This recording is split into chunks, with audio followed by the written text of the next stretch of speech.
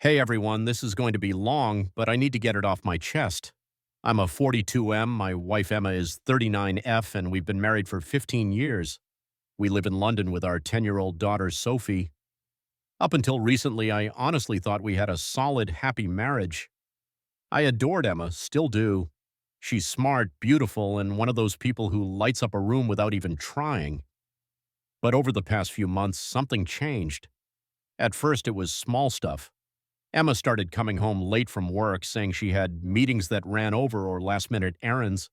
She started guarding her phone like it held state secrets, taking it into the bathroom with her and flipping it face down when I walked into the room. One night, I woke up around 2 a.m. and realized she wasn't in bed. I went downstairs and found her whispering into her phone in the kitchen. When she saw me, she jumped like she'd been caught stealing. I asked who she was talking to, and she just said, "Work stuff, go back to bed." Work stuff, at 2 in the morning.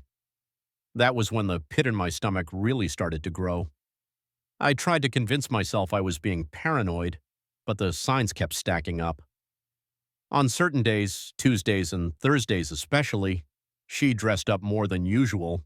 New lipstick, nicer outfits, extra attention to her hair.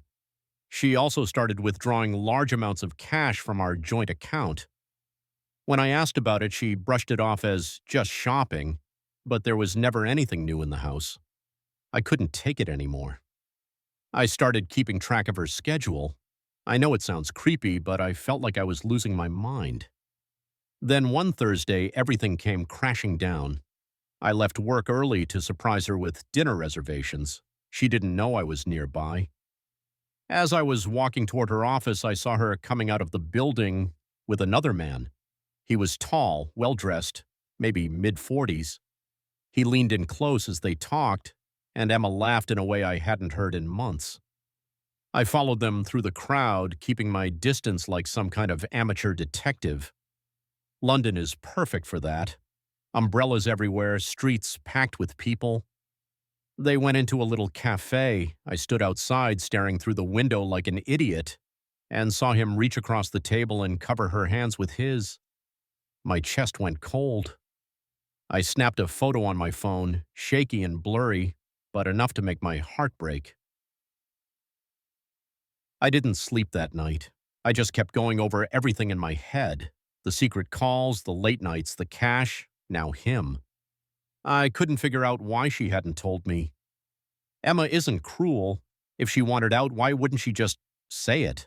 Unless she was planning something bigger, like divorcing me, taking Sophie, taking the house, and leaving me with nothing.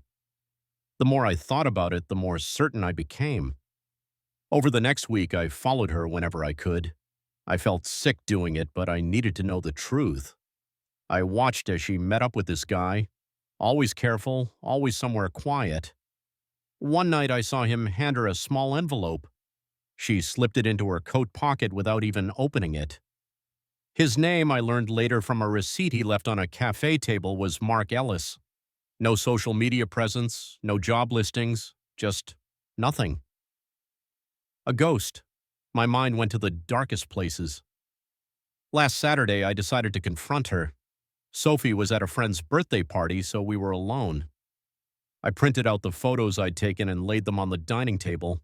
When Emma walked in and saw them, she froze. "Sit down," I said. I was eerily calm, which scared even me. Her eyes went wide. "John, what is this?"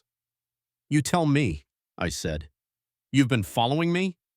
"I had to," I snapped. "Who is he, Emma? Are you leaving me for him? Are you planning to divorce me?" She looked utterly horrified. "No, John, no, it's not what you think." "Really?" "Then explain this." I shoved the photo of the envelope toward her. Emma started crying, proper chest-heaving sobs. It broke me to see, but I didn't back down. Finally, she whispered, "I wasn't going to tell you yet. I wanted to protect you." "Protect me from what?"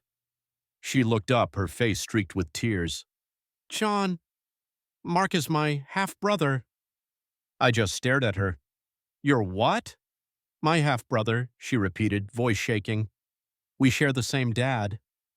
Mom only told me a few months ago. I didn't even know he existed until then.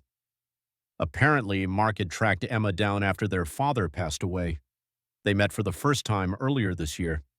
Emma went on to explain that Mark had a serious gambling problem and had gotten himself into trouble with some dangerous people.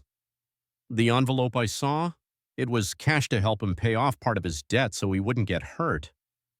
The late nights, the secret calls, the withdrawals, they were all about him, not an affair. When I asked why she didn't just tell me, she broke down completely. I was ashamed, she said.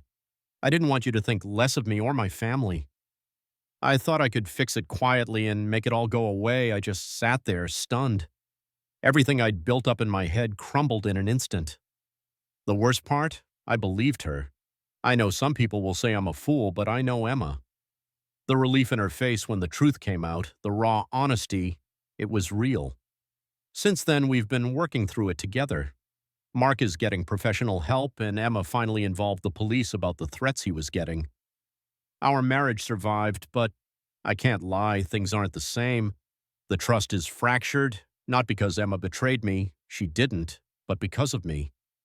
I spent weeks convinced my wife was cheating, following her through rainy streets like some wannabe detective, convinced she was planning to destroy our life. But in the end, the only thing I really uncovered was how dangerous my own fears could be.